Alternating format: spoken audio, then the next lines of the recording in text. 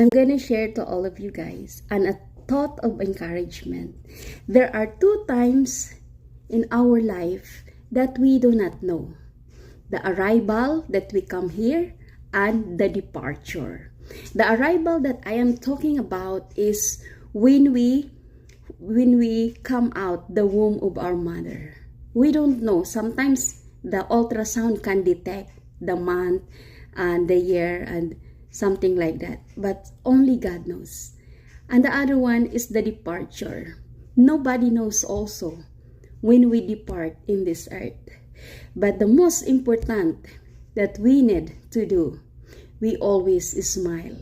Because the memories that we will leave behind in this earth for our loved ones, those good memories that they will never forget them, especially what you did for God.